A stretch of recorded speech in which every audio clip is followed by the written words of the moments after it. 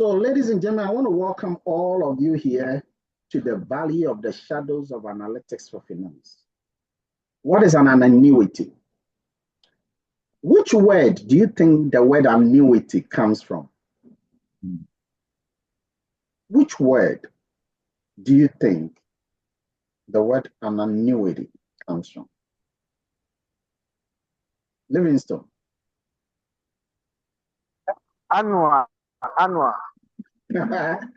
Yes. Livingstone says annual. Who else? Papa Livingstone. Annuity comes from which word?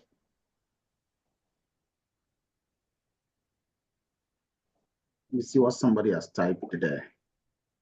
Somebody says, oh, you're all saying the same thing. Can you all be saying the same thing? Well, originally, you're right. Okay, it comes from the word annus. Annus. Please, it's not the one with the N, it's the one with the double N. Before you start thinking differently.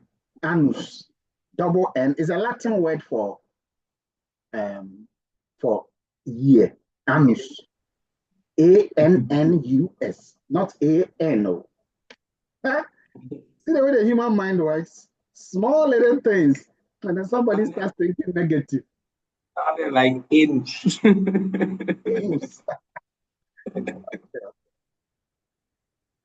Annuity. Okay. Interestingly, these times is not just peculiar to the year, but it's peculiar to other time intervals, like you can see, quarterly, annually, monthly, daily, weekly, and all of that. But what is the whole idea of an annuity is that you have a particular fixed payment. You are not increasing it, you are not reducing it, you have a fixed payment consistently over time. And you are paying it either daily, like the susu, you are paying it either weekly, monthly, quarterly, or annually. So every year you pay 20,000. Every year you pay 20,000. Or you can choose to do it monthly. The last time I was telling you that if you are earning 3,000, it doesn't matter which currency you are, take it from me. You could become, you will become a millionaire in 17 years. 17 years. And somebody says, what? So if I put all my money down, how will I eat? No. If you are earning 3,000, the only amount you're going to put down is 500. And just consume the rest. Just put a 500 down. Let it be deducted as stores at a unified interest rate of 20%. And if you don't have that interest rate, ask me. There's several derivatives I can let you put. Guaranteed derivatives. And 17 years time, you'll be a multi-millionaire. Please take it. It's good language. Good language that I'm speaking with you. All right. So let's dig further into an annuity. It's a very common, steady stream of income over a specified period. For example, the rent you pay is an annuity. The mortgage on the house is an annuity. The car loan you took, every month there's a specific amount. The pension payment you make is an annuity.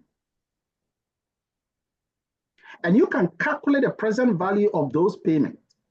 For example, if someone is paying a rent to you as an annuity, and the person stays in your house for a particular period, how much will be the present value of those payments?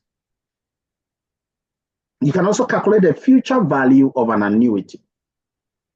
But the most important thing today is that there are two kinds of an annuity that I want you to really take note of. The first is known as annuity ordinary or ordinary annuity. Sometimes it's called annuity immediate. Why is it immediate? Because payments are made at the end of each period. So if you look at your your bond, okay, or amortized loan, you will make the payment at the end of the period, not at the beginning of the period. If you look at your rent, okay, generally, your rent, you make the payment at the beginning of the period. In fact, some people even make their rental payment for the whole year ahead of time. Some landlords will take it even for 2 years. That is an ordinary annuity.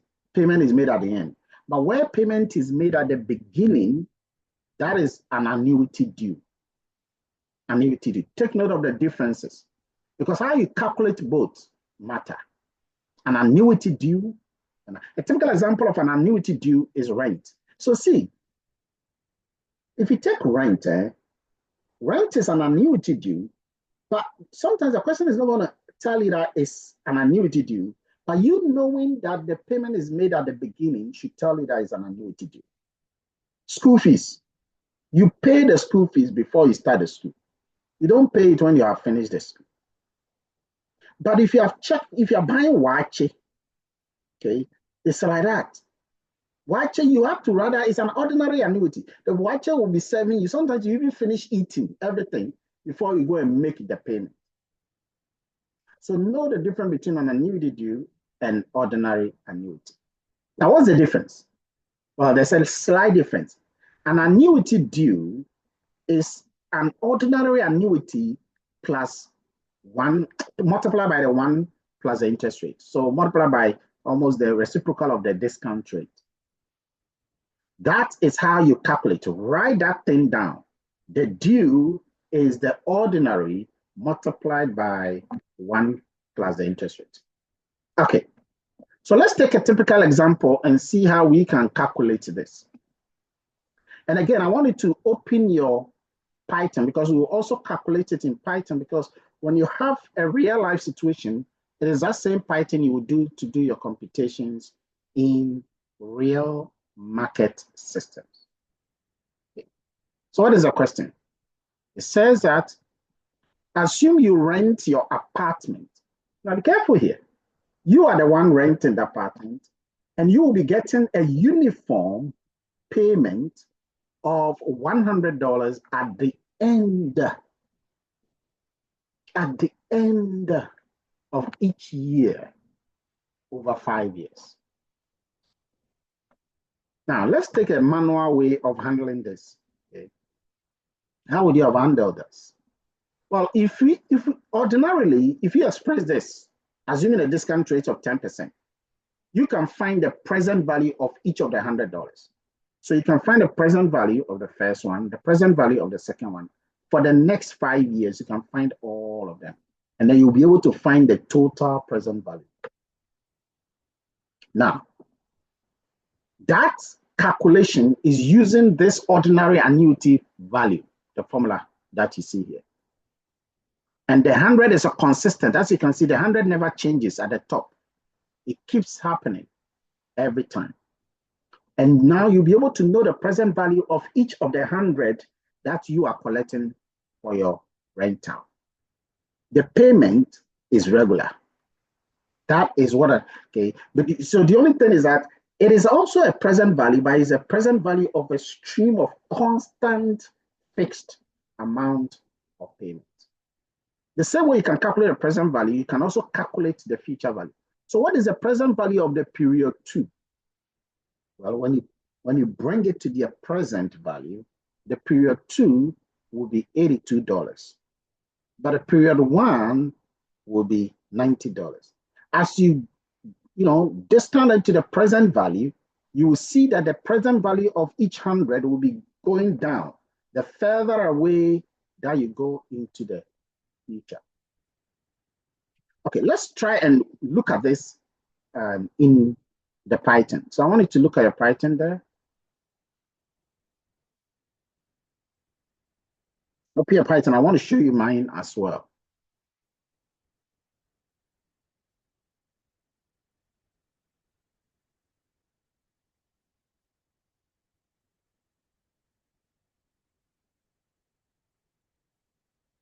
I've opened a set of Python, but I don't know which one to show. Let me see which one to show. All right. So the one that is showing is this. All right, so let's calculate the present value in Python, if you will. Remember, you have to still use the NumPy financial as NPF, the same one we are using the last time. And some of the tutorials regarding that is what you have seen here. So you have this, assume you rent in it, and now you want to put in the result of this. How will you calculate this in Python, in Jupyter Notebook? How do you do that? Well, the first thing you want to do is to remember that you can always look for the help. Okay? The last time I indicated it, you can always use the help function and get it. So you have to type your import. So you can say import NumPy financial, import NumPy underscore financial as NPF. Okay. And then you can now put your formula down. We are calculating the present value of an annuity. So I just want to give it the name that PVA, indicating the present value of an annuity. And then you write your NPF dot PV, because you are calculating the present value, equal to, multiply into bracket, you will list all of the rates. Now, in this very question, the rate was given as what? 0.1. Okay, so that is 10%. Then you document your NPER, okay, number of periods there. What was the number of periods? Who can tell me? What's the number of periods? You should be working it. 5 years. 5 years. Okay. You should be working it in your Jupyter Notebook, even if you know the answer in reality.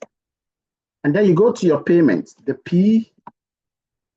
PMT equal to, you were told that the regular payment is 100. Now, you remember, it's living. And because it's living, it has to be 100 negative. And then the final one, the last but one, is the future value, which you don't have. So the future value is going to be 0. And once again, you can omit the when, or you can bring the when end.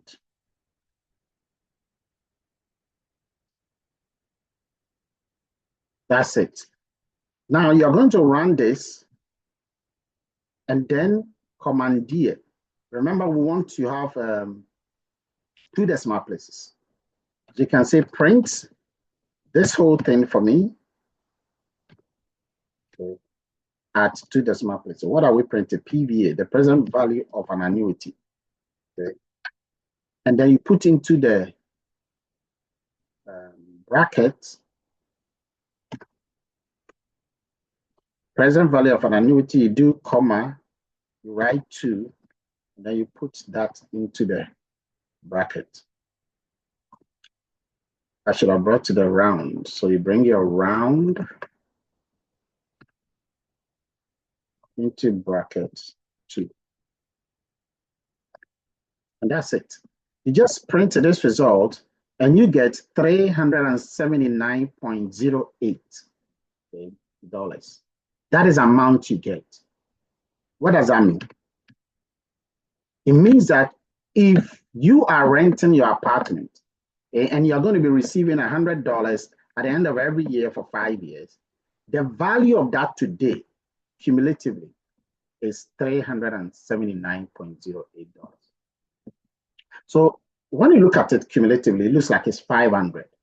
Okay? But given the interest rate and everything around, the value today is almost 380. That is how you understand, that is how you operate when it comes to these calculations and these matters of present value. Okay. Now, you could have done it one by one. Okay. Calculate the present value of this one, calculate the present value of this one, calculate the present value of this one, but that will be tedious and you may even encounter errors. So there's no need to calculate them separately. And that is why we use a closed form of the present value of the annuity formula. And that closed form does all the magic. Now I'm going to let you do something by yourself, interestingly, and let me know. So let's look at this question here. I want you all to attempt it, and if you are able to do it, you send me your result and let me see. I've given you the initial code. Your business has won a contract that will pay 500,000 Ghana cedis at the end of each year for the next 5 years. That's your business. Now you've decided to sell the contract to a fellow partner. Assuming that the interest rate is 18%, what will be an agreeable price for this contract? Now, what kind of financial calculation is this? And why do you say so? You can tell me. What kind of financial calculation is being demonstrated here? This very question. What is a sort of financial calculation here? What are you trying to calculate? Is it a present value of an annuity due, or future value of an annuity due, or present value of an ordinary annuity, or future value of an ordinary? Which one? Who has the idea? Because here's the thing, in a situation where you meet such a, there must be a way you can detect exactly what you are being asked to calculate. Because it's not all the time you're going to be told that it is a calculation of the present value of an annuity or no. Based on the nature of the question, looking at the terrain in which you are operating, you got to know which one you are dealing with. Okay, so let me see the answers that are coming.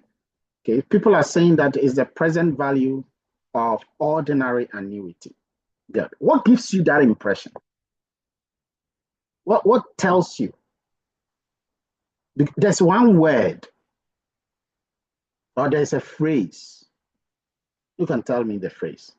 That should tell you, oh yeah, that's the reason why it's a present value of an ordinary annuity. What is that? One word or a phrase. Let me go. End. Sorry? End. End, exactly. At the end of each year. At the end of each year. Very good. Now who has calculated it? I want you to send me your answer privately. Who has calculated it? Who has calculated? I want the smartest person in the room. The smartest. The exhaustive person in the room. The smartest. Who is that? Now, obviously, you're going to use the same thing like here. Since you know that is the present value of the ordinary annuity, you're going to use the same thing here. And then I will copy and paste this one and edit it accordingly. Who has found his or her pathway? Now, in this question, the interest rate was given as what? 18. So you change the interest rate to 18. The number of periods were given as 5 years. So you go here and we keep the 5 years. Let me see whether somebody has gotten me an answer. No, so far nobody. Then the payment,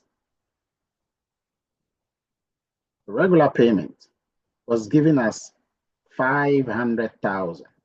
So you go and change this to 500,000.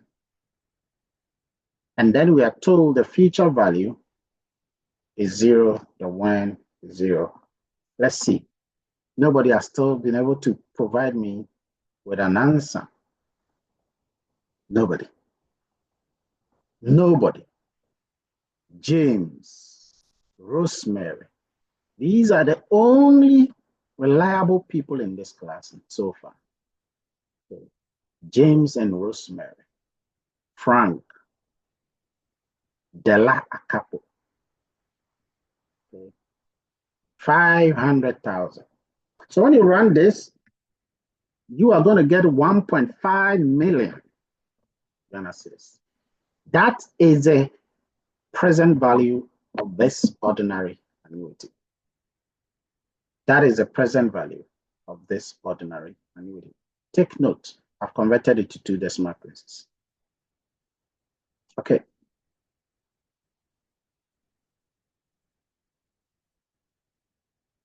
Did I put it here? I hope I'm showing you the right screen. Yeah. I don't know where I put it here, but I'm sure you guys know exactly.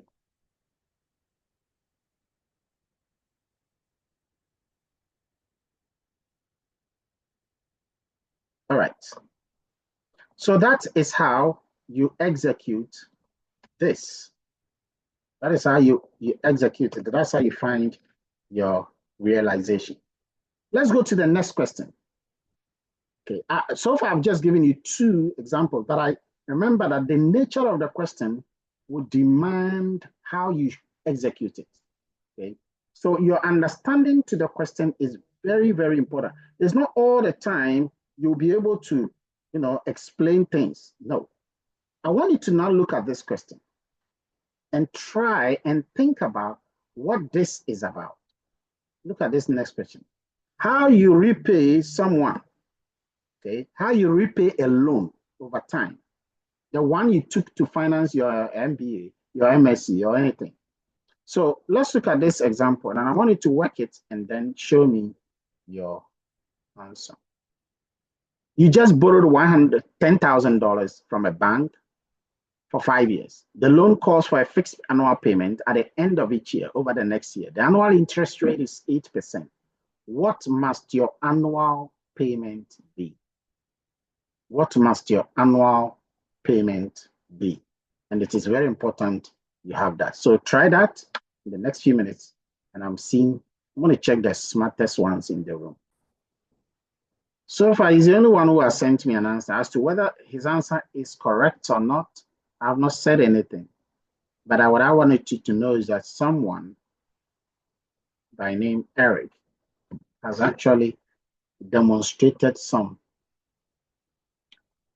intercontinental ballistic Kosovoic atomic Ukrainian bomb.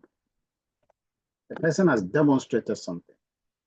So let's check whether Eric is correct. So Eric, you've given me an answer which Della Capo. Are you guys sending me private answers? You're supposed to send me private answers. Don't put your answers on the page. Let me go to Minerva. Minerva has sent me a correct answer. Clifford has sent me a correct answer.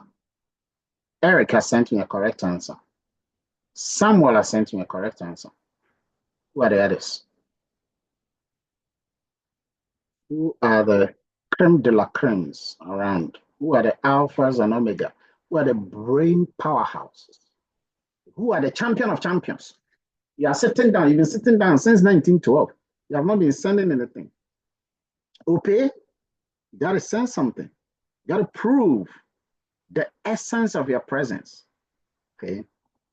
Who else? Marion.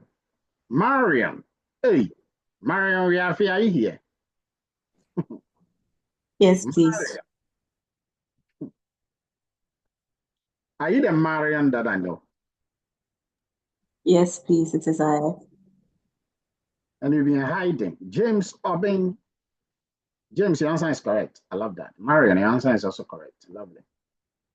Who else? Who are the smartest ones among you?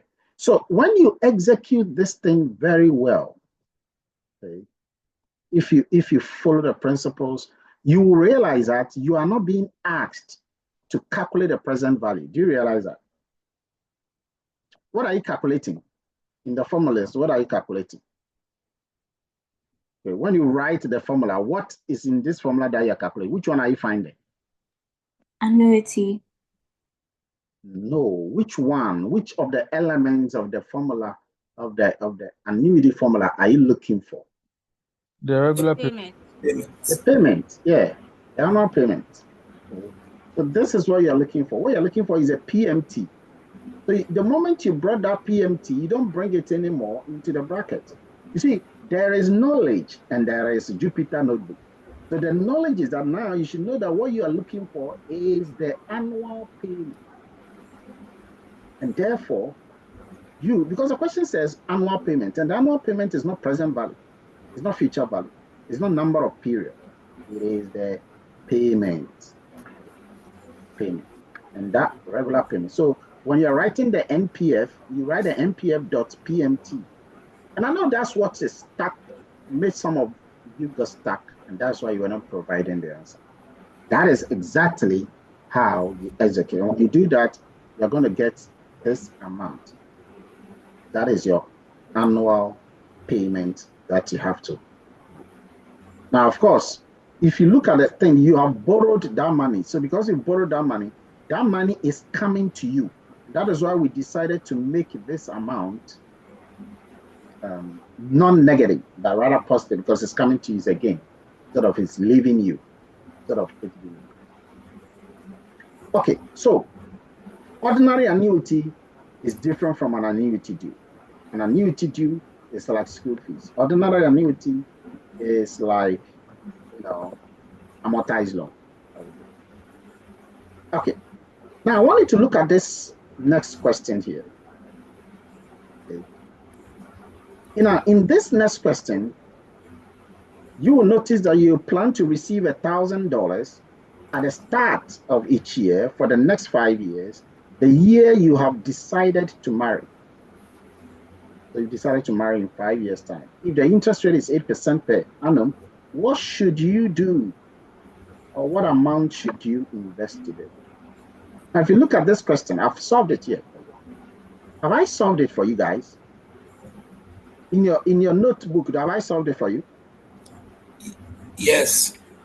Yeah. But I hope you would have been able to do it, isn't it?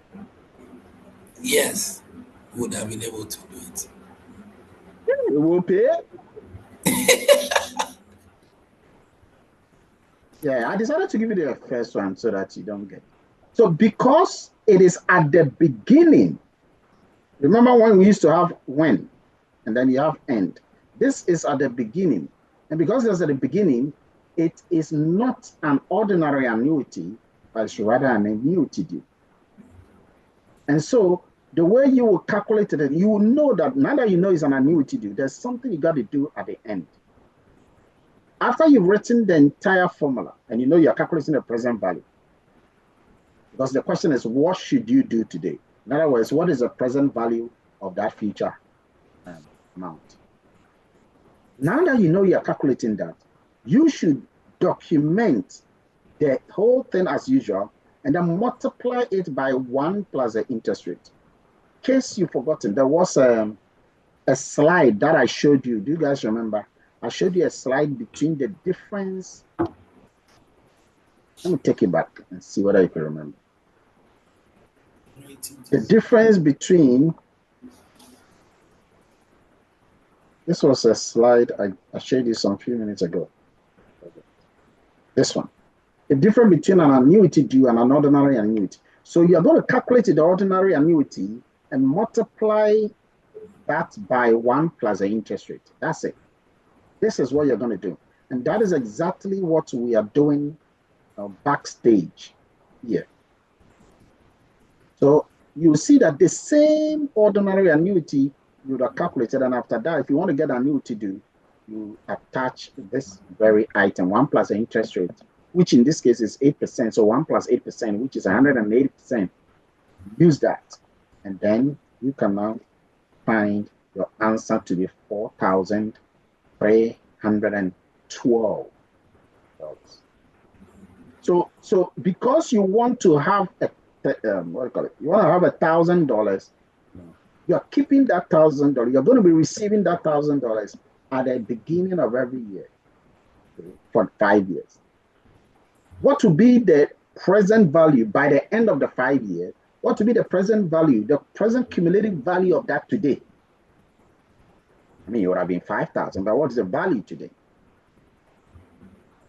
That is what you just calculated. Now, another way you can do is that you can write your own code and put in the values.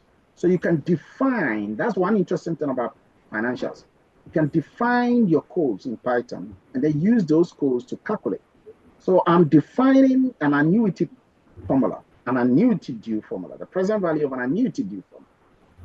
Where you have the payment, you have the interest rate, you have the period. And then you can substitute this formula, calculate this, tell it to return this whole thing to you. Having defined this, you can put any number. Once you know any number, then you can run it and you get the same thing here. So this will give you everything exactly as you want it by your definition that you have given. Okay, now your turn. Prof. I want you to calculate for me. You are going to receive $2,000 every year at the start of, yeah, somewhat. Okay, I tried using the end, which equals end. I changes looking at the help function we ran earlier. I read that thing there, so I changed it to begin, and it also worked. Oh, yes. So you can remove the end, change it to begin. In that case, you don't bring the other one. Do you know that? Yeah, yes. What is a yes? I hope you understand what I mean. What is a yes? I got the same answer, so I believe I did it well. Okay, yes. That's fine. All right, so let's go to this one. You're going to receive $2,000 at the start of every year. The discount rate is 10%. What is the present value? And you have this in an exam room, and you're supposed to calculate this within 2 minutes maximum on a computer lab. A computer lab that does not have internet for you to go and check an answer. So you are bringing your knowledge together with a Python knowledge to bear to be able to come out with an answer. How will you do this? How will you execute this? I'm giving you 1 minute to come out with this solution for me. So solve it and let me see. Again, I want to see the smartest ones in the room. The very smartest ones in the room. I want to see them. Let me see whether someone has already finished.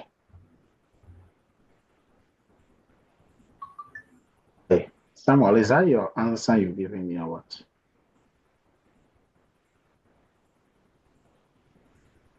Samuel has given me a perfect answer, by the way. Whoa, yeah. The first person. Clifford has given me another perfect answer. Minerva has given me another perfect answer. Provided you are solving this with your mind, though. Mind. Instead of using any ChatGPT or anything. Because you will not have that. Good. I'm getting some smart answers. Isaac has also gotten a perfect answer. Dela Akapo, your answer is not correct. You want to double check. Dela Akapo, your answer. Send me your answers privately. And let me be sure. Because I'm taking note of those that are providing answers. I'm taking notes, seriously. These are the people I reward in a syndicate class, not only in an exam situation. I reward people who are demonstrating readiness and communicating, interacting in the class, showing in the class, not those who will come and chew and pour. Check your answer.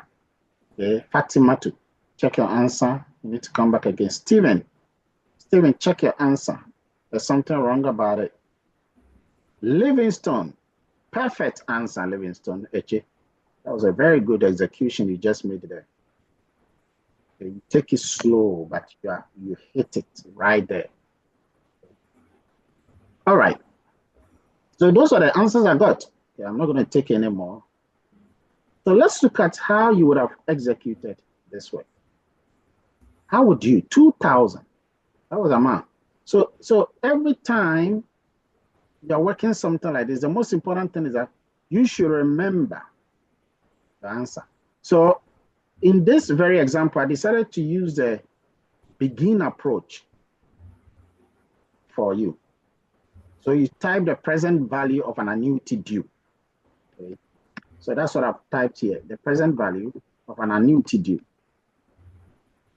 And then you indicate the interest rate. The interest rate is 10%. The payment is 2,000.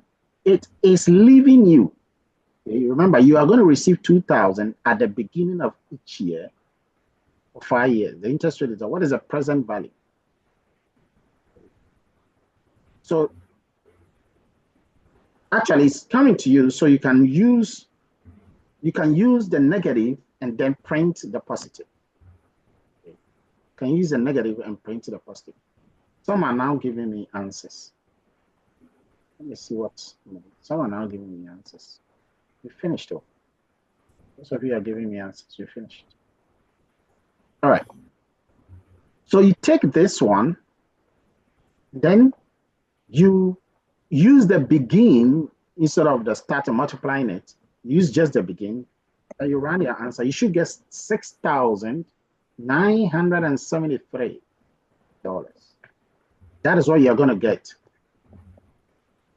That is going to be the present value of the annuity due. That's the present value of an annuity due. Now let's go to the next one very quickly.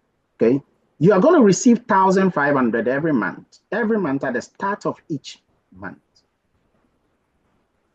for 5 years. The annual interest rate is 9%.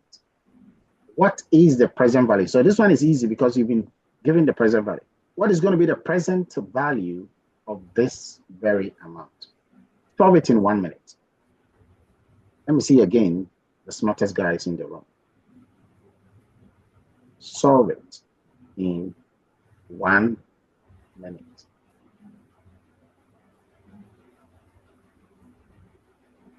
Samuel, I was telling you that if you bring the end, okay, if you use the end, then you have to multiply that whole thing by 1 plus the interest rate. Yes, but if you don't use the end and you use the begin, which is good, then you can, ignore the 1 plus the interest rate that you are doing. So that is one clue that you got to take note of. Okay, let me see. This one is hard. So let me see those who are cracking this very good, because this one requires you to do a little bit of thinking than the usual thinking that your colleagues have been doing. So let me see the smartest guys. Dela Akakbo, that is not correct. Isaac, what you have given me here is wrong. Clifford is wrong. I told you this is not simple. Samuel, oh, perfect answer. Samuel, I don't know what you've eaten, but whatever you've eaten, continue to eat. Yeah. That's really good. It's working today. It's really working. It's really working. James, that is not correct. Come back again. Rosemary, that is not correct. Rosemary, come back again. Daniel, that is not correct. Come back again. Joseph, perfect answer. Joseph, have it. That's really good. Okay. Provided you knew exactly what you were doing. Rosemary, that is not correct. Come back again. James, finally, you cracked it. James, you did it. Okay, you did it. Excellent. Well done, James. I love that. Okay. Let's go to Doc. That is not. Sorry? Doc, please, some of us are not able to send you direct messages. So you can say it. You can say it to me. You can say you have the WhatsApp. So you have the WhatsApp. Yeah. You have the WhatsApp, right? Yes, sir. Put it there. Send it to me there. Send it to me privately there. And let me be sure. Okay. All right. The letter is good. Go to Clifford. Clifford, that's good. Go to Livingstone. Excellent, Livingstone. Eric, that is good. Perfect. Executed. Daniel, that's good. Daniel, that's wrong. Oh my goodness. How could you get it wrong? Rosemary, finally, you are back again. That's the way it's supposed to be. So, ladies and gentlemen, oh my goodness. This was there are 2 ways of doing this. One way is this. So in the first way, you can just have it like that, okay? And then you can write it and bring times 1 plus interest rate. Now, most of you, your challenge is that you didn't know that the interest rate must be divided by 12 because we are dealing with every month. Okay? It's 1,005 per month at the beginning of each month for 5 years. Each month. Okay? The month means that the compounding must take that duration into consideration. And then once you do that, you also multiply the number of period by 12. If it was quarterly, everything will be divided by 4 times 4. If it is half yearly, it's divided by 6 times 6. But this is monthly, so it's divided by 12 times 4. All right. So this is one way. Another way of doing this is you remove the end and replace it with begin. And then once you do that, you can have this one. Now, when you run this one, you get the same thing as when you run this one, the same thing. One uses the end, but you have to bring the 1 plus the interest rate. And then the other uses the begin, in which case you don't bring 1 plus. It's a length. That beginning of each month, that is why we are bringing the beginning. So the present value, the last time somebody asked, what's the difference? The difference is whether the payment is at the beginning or at the end. That's it. That is what will change the score. Now, if you delete this, it means that you are already assuming that at the end is working. If you don't bring it at all, you are assuming that at the end is working. I'll give you an example. If I delete it at the end here, okay, and I run this, you get the same thing. Okay, let me undo. But if I delete the begin, okay, and I run this, then it changes the value. As you can see, the value changes. So it's very important.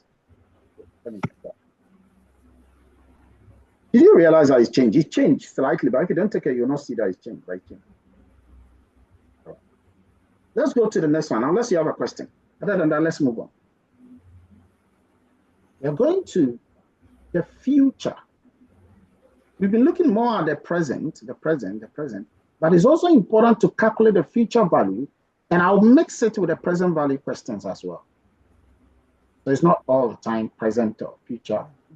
The key is your ability to distinguish between the two, to distinguish between the two different situations.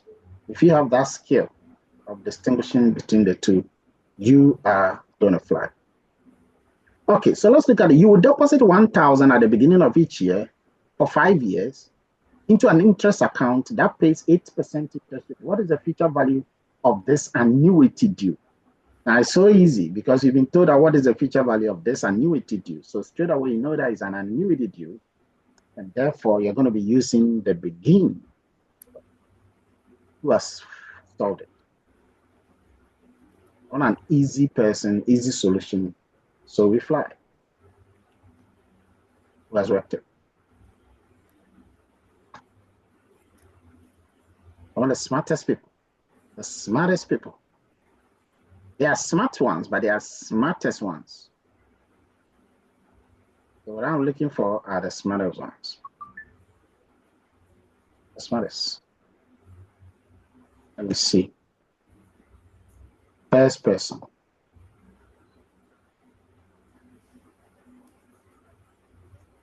Never. No. No. No. So far, no smartest person among us. Excellent. I knew I would count on Samuel. You cracked it once again. I just hope you know what you're doing. Yes. Because once you begin to understand and enjoy the process, man, guys, you are on the fly. Very, very good work. Tommy. You are really here. You are really magnetizing the conditions you see. You always have to magnetize the conditions you see. Excellent, Minerva. Very good. Dela Akapo. Excellent answer. You just vomited. Joseph Harvey. Excellent. Very good. Very good. Michael Boache, excellent. Very good answer. Okay. I've gotten some really reliable, smart guys among us here. So let's look at how you do this. Okay. Yeah, this is the future value of an annuity. So everything is as intact. Okay. But remember, you are depositing 1,000, so it's leaving you. Once again, you can use this one, okay, and get this value, $6,335. Or you can delete this whole part and change this to the beginning and watch it. The amount is going to be the same thing. Still get the same. That is how you calculate this. But let's look at this together. Okay, this one, I've provided a solution. Let's say that you are saving $200 every month at the start of every month for 3 years into an account that pays 6% interest rate, compounded monthly. What is the future value of this annuity? Now, first of all, what makes this an annuity due? You can tell me. First of all, what makes this an annuity, and then what makes it an annuity due? Who can speak? What makes this an annuity, and what makes this an annuity due? Who raise a hand and save us? What makes this an annuity? And what makes this an annuity due? Yes, Clifford. So, first of all, it's an annuity because the first sentence of the question says that let's say you are saving $200 every month. So it means that we are making a series of payments, a series of fixed payments. That's for the $200. A series of fixed payments of $200. Exactly. Not payment, but and then, and then we are also saying that the payment is being made at the beginning of each month. So then it being at the beginning of the month makes it an annuity due. Good. These are questions that I'll ask you that I want you to understand, because I want you to be able to practically understand what you're doing instead of just doing it. Because there must be an intuition behind the coding. All right. Very good. So in that case, what will be the value? So you can see that it's 200. So 200 is years, leaving you. It is 3 years. So you have the 3 years, but it is monthly. So you multiply the 3 years by 12, and you divide the interest rate also by 12. When you do that, you're going to get 7,908. That is the future value of that $200 every month for 3 years at an interest rate of 5%. See, I've done this. That's why I was telling you that you can be a millionaire in 17 years of working, even if your salary is 3,000. That is 3,000 pounds, 3,000 cedis, or $3,000. You will be a millionaire. Even when you are consuming 2,500 and you are just handling that 500, the other 500 consistently for 17 years, you will hit 1.7 million. Anyway, let's move on. The next one. So I've done the first one for you. I want you to do the next one. What is the future value after 30 years of saving 5,000 now? With an additional, this is tricky, with an additional monthly savings of 1,000, assuming the interest rate is 12% annually, compounded monthly. This question will test the resolve of the mental gymnastics of many who are smart. Okay. If you're not smart, it's a different. But if you're smart, it will test your mental gymnastics. Who is going to lead and finish this first? Who is a champion among the champions? Who is ahead and not a tail? Who is a creme de la creme? I want to see. I like to be surprised with this one, simply because it's a bit tricky. Isaac. Oh my goodness. Like Isaac is trying whatever he can to beat the mark. Isaac, you fought a hard battle, but the answer is wrong. So come back again. The forces of the universe are behind you. Come back again. I still do not have the creme de la creme, the alpha and omega, the champion of champions to crack this. Who is that? Who is going to? Let me see. Della Acapo. Oh, this lady is crazily good. Della Acapo, first smartest answer. Samuel, another smart answer. Clifford, another smart answer. Samuel, Clifford, Della, these guys are the ones who are making me enjoy my profession. They are the executable executes. They are the gargantuan gagamamus. Joseph Kinsley, excellent, well done for joining the club. Joseph, check your answer. Check your answer. There is something about your answer that you want to double check. Joseph Harvey, no, double check your answer, is not correct. Isaac, no, double check your answer, is not correct. Adjoa Sapoma, you've joined the group, okay? But your answer, you need to come back again. There's something not right with the answer, Adjoa.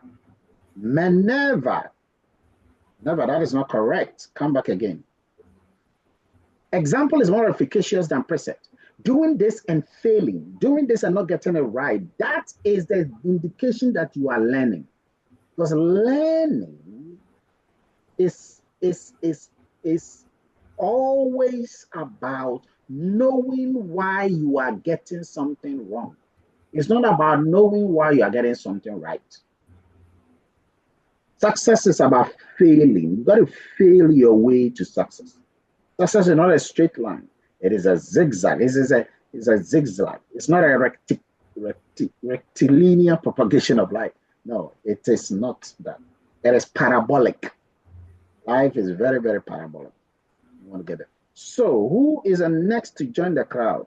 Fatima, your answer is not correct. Come back again. Adjoa, your answer is not correct. Come back again. Keep working. Don't be changing the thing without understanding them. Isaac, the answer is still not correct. Come back again. Oh, man, yeah. Oh, man.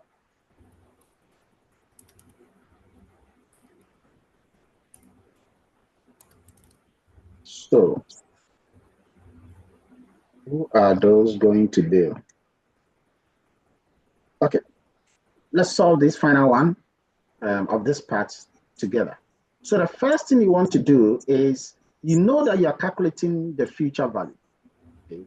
So let's call this future value of an annuity deal. Future value of an annuity deal, or future value of a cash flow, whatever it is. So how do you do that? You already have your NPF. So you type your NPF dot future value. You bring your bracket. Inside your bracket, you bring your rate. Equal to. Now, when you look at the rate very carefully, you were told that the rate is how many percent? 6%. But watch it carefully. Annual interest rate compounded quarterly. Oh, that's the one you're doing, right? Yes. Okay, good. I just don't want anyone to say that you are doing the other one. So compounded quarterly. So you do 0.06 divided by 4 because it's compounded quarterly. And then you write your number of periods, okay, which is NPER. The number of periods here was given as 4 years. Okay, but this is quarterly, so you count 4 times 4 because it's quarterly. Then your next one is payment, PMT. Now, if you check the question carefully, the payment, it was explicit. Payment is $500. $500. And because it's negative, it's going to be, because it's leaving you, it's going to be negative. And then you have the present value, PV. Now, present value is 0.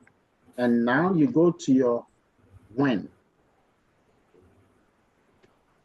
When is, because it's an annuity due, it's going to be end. Hello, Doc. Yes. Please, I thought we were doing the second question. The second one. What is Yeah, the future second value after one. 30 years? 30 years. You see, I asked you guys, and then everybody said yes. Anyway, so let me put that here.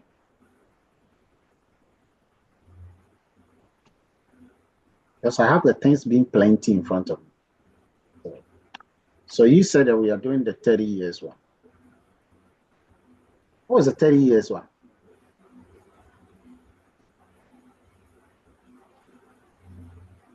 Yeah. Okay. So let's look at the 30 years one. So the 30 years one, is present value, that is 12%. This one. That is 12%. So let's do that. 12 divided by 12 because it's compounded monthly. The period is 30 years. So you multiply 30 by 12. The payment is 1,000. So it's negative 1,000. The present value was 5,000. Remember, there was 5,000 payment you put down, and then you were adding 1,000 every month. And it was an annuity due. So that's it. Majority of you were giving me these answers already. So this is the answer you should get. So the future value of 5,000 one time and 1,000 every time for the next 30 years, compounded monthly, at an interest rate of 12%, is going to give you 3.6 million. In fact, this is even an indication of what I was saying, that you can become a millionaire easily. Because if you look at this amount, that is 3.6 million. If it is dollars, that's $3.6 million. The interest rate is what? 12%. This is 30 years. I did not give you 30 years. I gave you 17 years, 500. This one, you're even doing 1,000 after you put in 5,000 one time. You're doing 1,000 monthly. So this is a typical example of what I was saying. Now, the next one is you're investing 500 each quarter. So because it's quarterly. Wow, Prof, sorry.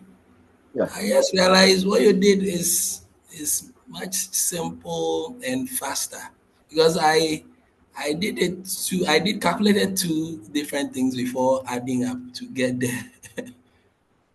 Yeah, this is easier. Yeah, wow. The key point is knowing whether the interest rate is compounded monthly, quarterly, or annually. Monthly, quarterly, or annually. And that is what changes the whole thing. Oh, okay. This approach, you're always going to use. For example, the first one, the one which is 30 years, 5,000, that one is compounded, is monthly. But remember that one is 5,000 now. So the 5,000 now is present value. You don't take care, you don't even know where that 5,000 goes to. It's present value. That's why it's now. Yeah. Then every other month, that's why it's an additional saving every month is 1,000. So that becomes the regular payment. That becomes a payment. So you have one time and then you have monthly one. Okay. Right. So this second one, if you want to be able to get the second one, which is quarterly, the quarterly is simple. Okay. It is 6% divided by 4. The period is 4 years, multiplied by 4. The payment, this one, there was nothing where you put down something first. See, you rather invest 500 at the beginning of each quarter. That's it. That's it, each quarter. Okay. And so it wasn't like you put in 5,000 and then you do this one. And when you do that, you're going to get $8,966. So that's how you got to, you got to put thinking cap whenever you're doing this, because that that duration of compounding is very, very important. It's very important. It can change your results. And of course, it changes the interest rate, it changes the number of periods. These two are key. It changes the interest rate, it changes the number of periods. Keep that here. Yeah. The third one, the one we just did. The question said, what is the future value of this annuity due? So I thought that when will we begin? The question says, oh yeah, it's my typo. Because I just copied this one from the other MC. Yeah. In fact, it's supposed to be like this. I made a mistake. It's supposed to multiply by this, or you can add the other one, isn't it? You can multiply the one plus the interest rate and still keep the end, or you can do the begin and not to do the end. So when you do that, you should get 9,100, just like yours. Did you get that? Yes. Yeah. Yes. Yes. So that is what you'll get. Either you do this, or you change everything, you remove the whole of this and rather put begin here. Okay. So these are different ways of calculating an annuity. And the key is knowing the difference between an annuity due and an annuity ordinary, or an ordinary annuity. Now this one here is tricky, but a smart one. I've left it here. I want you to do that and then show me your final answer for Godfred, for Sam, for Amma, and for Tina. Here's a question. Godfred wants to invest 100,000 Ghana cedis today. Sorry, 10,000 Ghana cedis today. He also decides to invest 1,000 every month. That's Godfred. Godfred is 25 years old. Now, assuming the interest rate is 10% per annum, how much will he have in his account when he retires at age 65? Do for Godfred. Well, I've done for Godfred here. Let me show you. So I write Godfred here. This question shows you that we are dealing with an annuity due. Why? Because he invests 1,000 every month. And it's going to be a regular payment. So you take 65 minus the 25. And that gives you the period in question. And that is 40.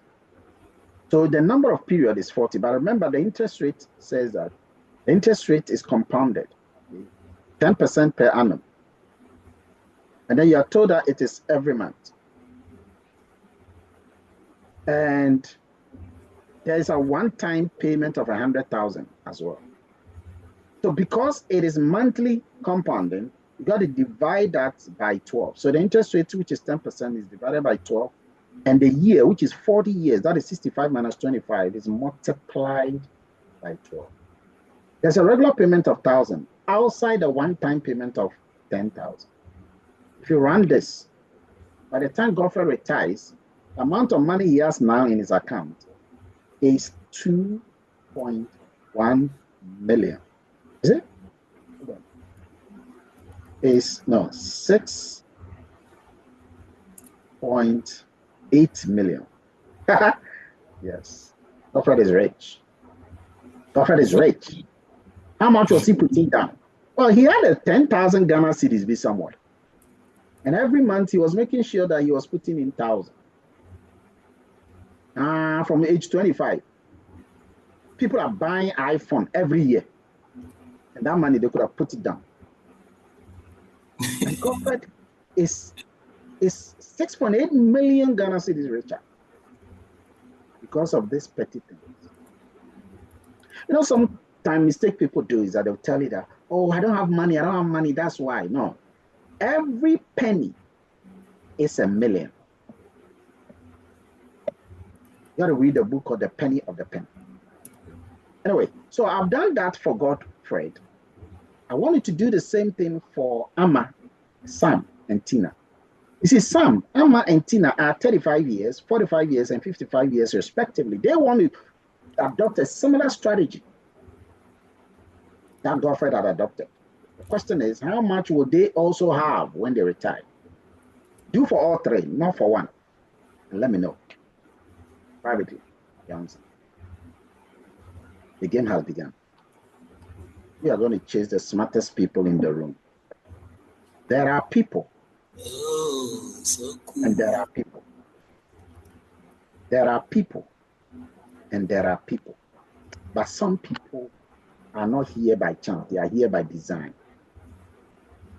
Because they are so participatory, ready, willing, hungry. Hungry. When you get all three, you write Amma, Sam, Tina, and you put your values on. I want to see the smartest people in the room. My goodness, Amanda Amabel. Is it like all of a sudden you have gone to use some magic to come and get things or what? Amanda, you want to show me something or what? Because I know when people are kind of cheating or all of a sudden they are coming to show something. Are you working the thing because you understand, or you are copying and pasting it somewhere to get answers? It's important. Important that if you have nothing, you could use only your calculator to do this. Oh, sorry, only your Python to do this, and not ChatGPT or anything. Which one is which? Who is working? Because you can't give me an answer quickly like that. It's not possible unless you worked it. Yeah, Doc, I've worked it. Prof, I finished. I sent it.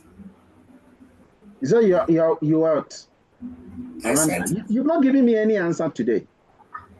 What happened? Doc, is that? I said you've not given me any answer today, and all of a sudden you're throwing answers there. I was a bit behind, but I've caught up. That's why. So what did you use to calculate? I use a Python. Okay. Good. Excellent. Amanda. God, Samuel. Good. Excellent. That's also a good answer. Joseph. Ooh, let me see. I'm getting some strange answers. And we need to. Oh, come on.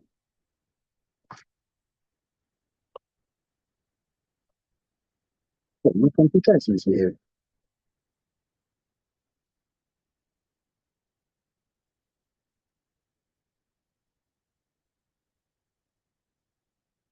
All right. So, Sam. Joseph, that's correct answers. All your answers are correct, Joseph. Let me see Eric. Eric, all your answers are perfect. Ajwa Sapoma, all your answers are correct, Ajwa. Minerva, all your answers are excellent, Minerva. Isaac, your answers are perfectly done. Fatimatu, that's wrong. Monica, you got some perfect answers that you have given. Very good. Della, you got some good answers. So there are people really giving answers. Some don't know how to send the answers to me directly. Instead of posting, you're posting it rather on the page. But if you post your answers in the page, you're going to make people copy. Okay, so I don't normally encourage you posting your answers in the page because you put it in the public domain. Everybody, that kwata girl, and kwata boy, they are just waiting for you to do that so that they will send me theirs privately. All right. So this one I'm not going to work. If you work it very well, you're going to realize that Sam, you're going to get to know that Sam is going to generate an amount which is 2.4 million. Okay, if he follows the sentence. Remember, Sam is not that younger, he's older. But even that, he's still a millionaire. Okay. If you follow the same principle, you're going to note that Amma, who is older than Sam, because if you check Amma's age, Amma is almost 10 years older than Sam and 20 years older than Godfred. Okay. And he's going to make 832,000. So the older you get, before you get this knowledge, you are not going to make a lot of money than if you had started very early. Now, Tina is very old, 55 years old. Okay, so let's see Tina. We check Tina's amount. Because she's old, she's going to get 231,000.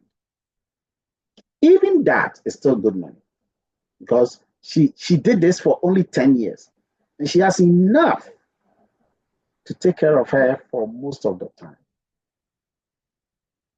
So what's the whole point? The whole point of this exercise is that these guys, and this is a conclusion, these guys are using the power of time value of money to multiply their net worth. Now, that is, I've given you enough example for you to be able to soak yourself into this, but there is something you want to take note. And that is known as compounding, continuous compounding. Continuously compounded an annuity. Continuously compounded annuity. Now, what is that? Let me take you back to the slides, and then I'll give you some bit of knowledge before we come to this. Continuously compounded an annuity. An annuity, where the interest rate is calculated and added to the principal every possible moment, creating essentially an infinite or perpetual compounding period. When the interest rate is compounded continuously, the present or future value of this annuity is calculated using exponential functions. And that is what we mean by continuously compounded annuity. The present value of such a continuous annuity is given by this simple formula. The future value of this annuity is also given by that simple formula. It's just a manipulation, by the way, to get each one of them. Now, what is that epsilon? What is that E? The E is Euler's number 2.718.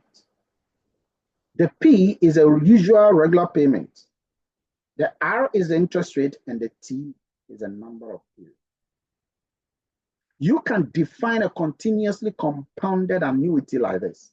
So when you get it in Python, you can define it yourself using the formula, just defining you just import a package known as import mass, and then define the way you want it. You could change the blue one and define it whichever way you want.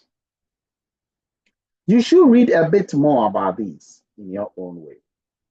For now, let's look at this question.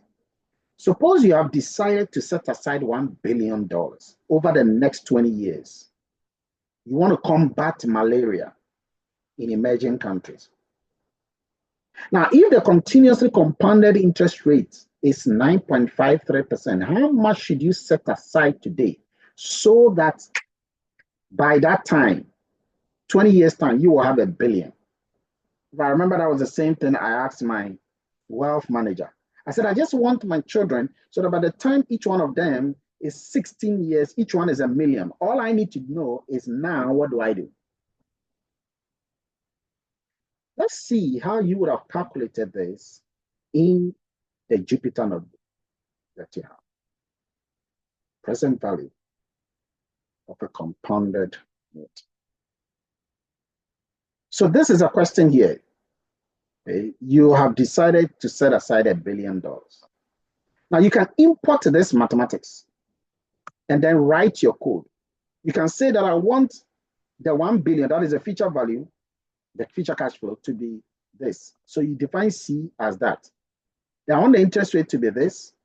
I want the time period to be 20. And then the Euler's number, the 2.718, I want the E to be defined as the mass.E. It will give you the Euler's number. Now drop in the formula. Okay, this is a discount rate. This is a discount rate. That is 1 minus the the compounding interest rate. And then you can use this part here. It's the same as this manipulation, but including this time the cash flow. And then use that to define your analysis. If you put this into the formula and run to find the present value, because you are looking for the value today, which is the present value. If you run this, you're going to get an income of 7. How much is that?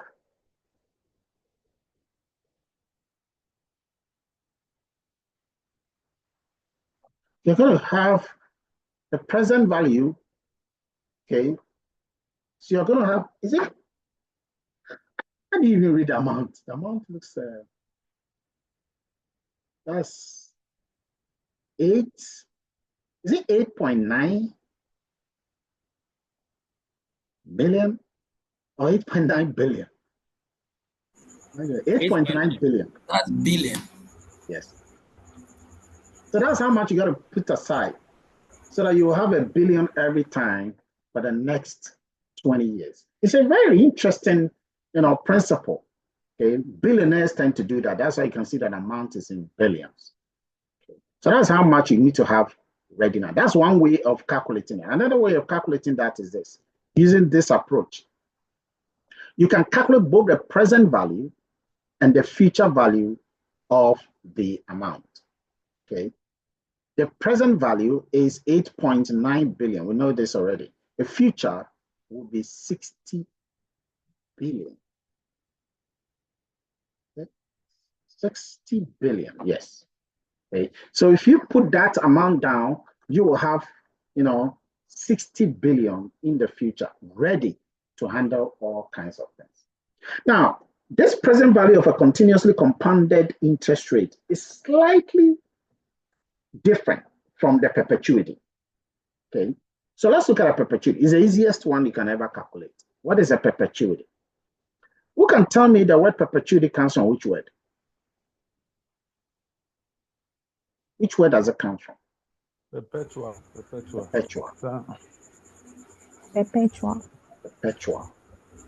Yeah. What is another word for perpetual? Forever. Very good. Perpetual. An annuity, okay, that has an end date. That's what annuity. Annuity has an end date. A perpetuity has no end date. A perpetuity is that series of cash flows that continues indefinitely. It comes from the word perpetual, forever, unending.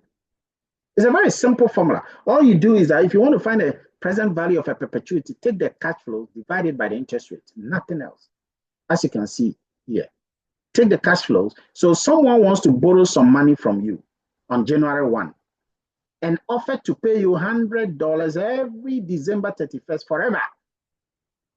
I don't know how much the person is going to borrow from you, but the person says, give me this and I'll give you $100 every time forever. Now you got to know, since the person is going to give you 131st every time, you got to know how much that is worth for you now to give the money. So how much are you going to give the person so that every single year 31st person will give? How much should you loan the person? What is the most you can loan if indeed the interest rate is pegged at 7%? This is how much. Use this formula. It's simply the cash flow divided by the interest rate. That's it, this one. So in this very example, you got to give the person 1,428, and the person can give you $100 every single time, forever. You know, one thing that comes to people's mind when we talk about this perpetuity, hey, what if the person dies? That's what people say. What if the person dies? Because technically, look at it, look at it. Even if you get 100 consistently by 12 months, and remember, this is 31st, so we are talking about 12 years. Okay, 12 years. So 12 years about 1,002. And then add it to another 12 years.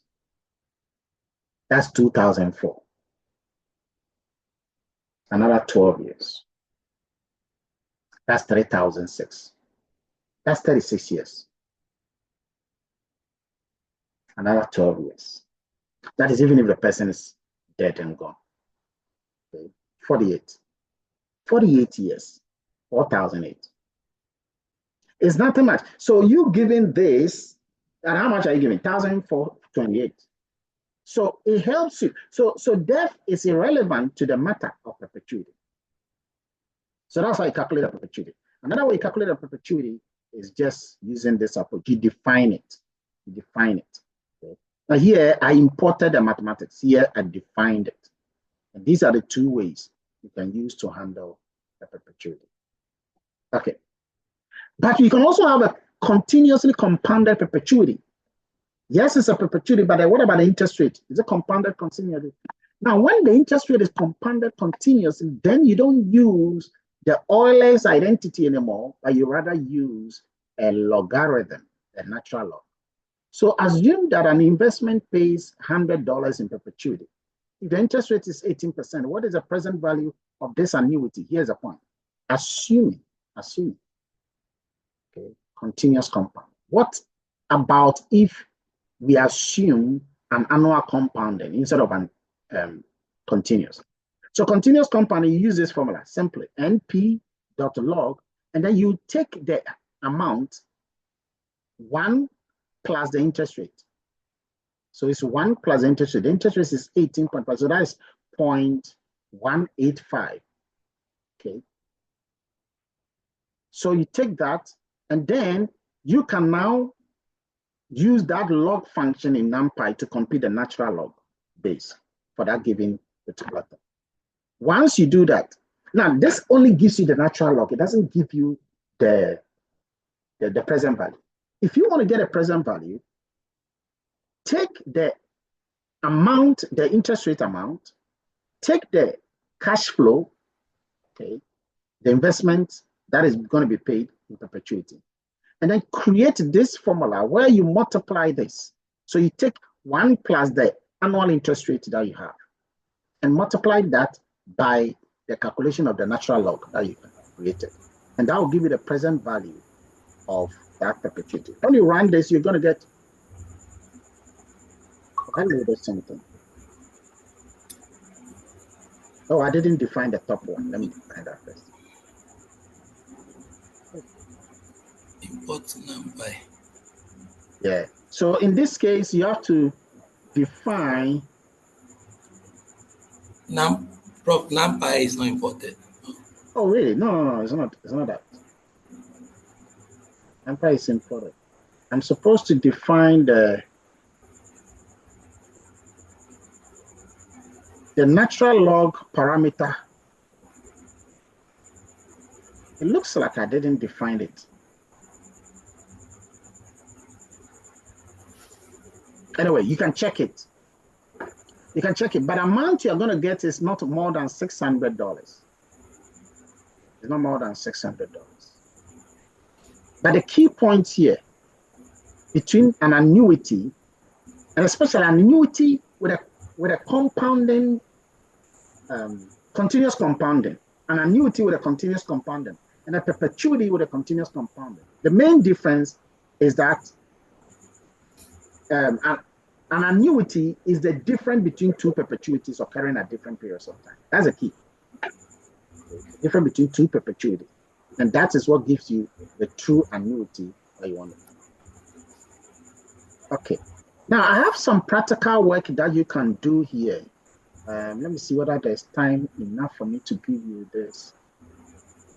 Yes, there is. Okay. So practically, you can use data from Excel and bring it into Python and use it to work. So I gave you an Excel data. I'm sure you all remember. It's called an annuity data. I want to read that data here. Now you can calculate some of this. Okay. I just want to load the data and see whether it will come. Good. So this is the data set that I gave you. It shows you the year, the cash flow for each year, cash flow in different classes, cash flow 1, 2, 3, 4, 5, and all of that. Okay? And you have the years from 1 to 10 years. So this is a data set that you can load into the Python or the Jupyter notebook. Now you can use that data set and work with it. In one of the assignments I'm going to give you, I've given you a similar data set and asked you Ghana Stock Exchange, and I've asked you a series of questions related to that. Okay. So there are some few things you can calculate regarding this data set. What was the question? Let me see whether the question was clear.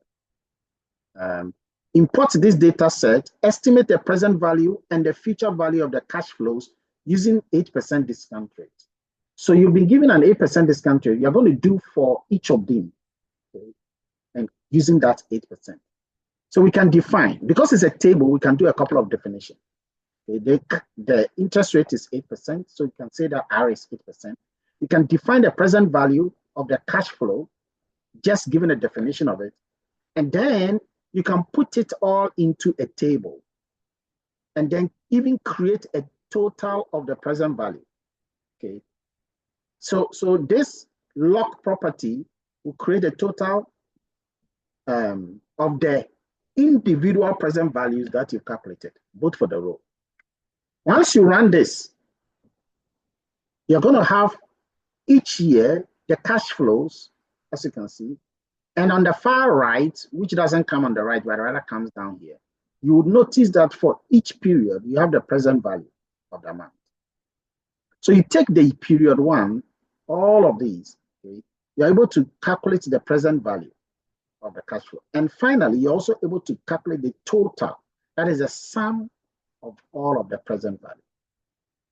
That is one way you can look at it. You can pick on this one by one here. So first, for the first one, if you check it, let me just go back here.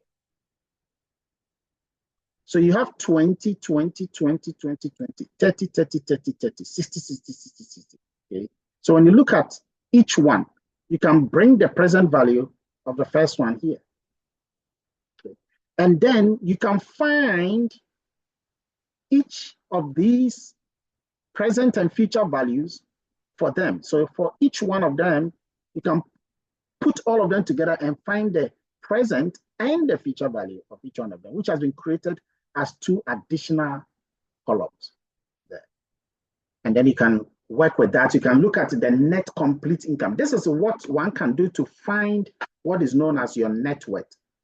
Your net worth in terms of cash, not in terms of kind as well, or buildings alone, but just in terms of cash. If you want to know how to automate this whole present and future value in Excel, you know, I'm using Python. But if you want to know how to do, especially automation in Excel, you can watch this video.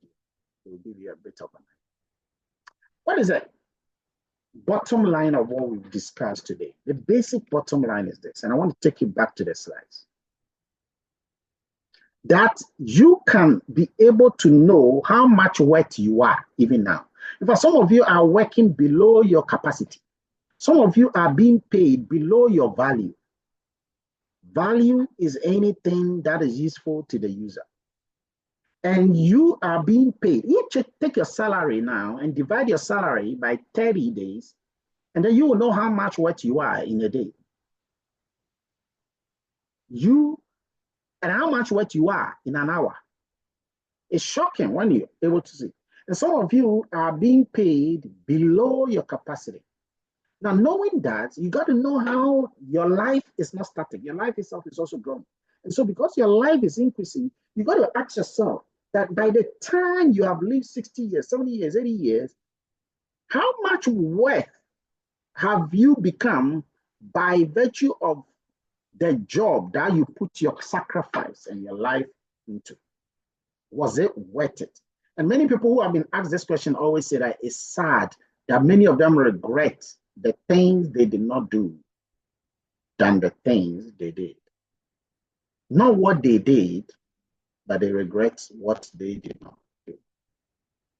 So use this principle of present and future value principle and try as much as possible to begin to learn I'll show you in the end, next 2 weeks, I'll show you capital budgeting. But use this in the end to be able to learn how to become valuable in your own eyes. For example, because it's a holiday, somebody's going to chill and squander money just like that. It wasn't part of the budget allocation. And yet the person is going to spend so much money. For example, just on Friday, my phone was stolen in London. All my phones, the 2 phones were stolen. And I lost an income of about 2,600. And I said to myself, what can I do to get this back? What can I do without depending on the salary? Okay. Because once you know your worth, you should always add up to the value, not decrease the value. Right, ladies and gentlemen, that brings us to the end of the entire